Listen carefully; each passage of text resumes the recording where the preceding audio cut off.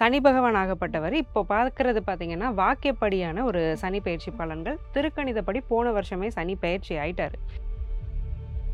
கும்ப ராசியிலிருந்து மீன ராசிக்கு சனி பகவான் மார்ச் 6ஆம் தேதி பெயர்ச்சியாக போறாரு. இங்க எல்லாரும் ரொம்ப பயப்படுவாங்க. ஜென்ம சனி, அஷ்டம சனி, கண்டக சனி ஐயையோன்னு.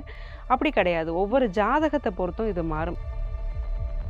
ஏன்னா சனிங்கிற கிரகம் சனைச்சரர் அவருடைய பேர். சனைச்சரர்னா என்ன அர்த்தம்னா, ஸ்லோவஸ்ட் மூவிங் பிளானட். ரொம்ப மெதுவா நகரக்கூடிய கிரகம். சனை அப்படின்னா அதுக்கு ஸ்லோன்னு அர்த்தம். மெல்ல அப்படின்னு அர்த்தம். ஸோ அப்போ அந்த குழந்தைய பார்க்கும்போது அவர் வந்து ரொம்ப கௌரவ குறைச்சலாக நடத்தினார். அந்த குழந்தையும் சரி, சனியுடைய அம்மாவான சாயாதேவியும் சரி, சூரியனால் புறக்கணிக்கப்பட்டாங்க. சனியுடைய அம்மா அப்படிங்கிறவங்க சூரியனாருடைய முதல் மனைவியான சுரக்ஷனா தேவியுடைய அந்த நிழல்ல இருந்து தோன்றினவங்க சாயாதேவி. நிழல்னா எப்படி இருக்கும்? இருளா இருக்கும். இப்போ இருளுக்கு பிறக்கிற குழந்தை இருட்டா தானே இருக்கும். யார் உழைக்கிறாங்களோ அவங்களுக்கு பலனை கொடுக்கக்கூடிய கிரகம். இது வந்து சனியுடைய பாசிட்டிவ் சைடு.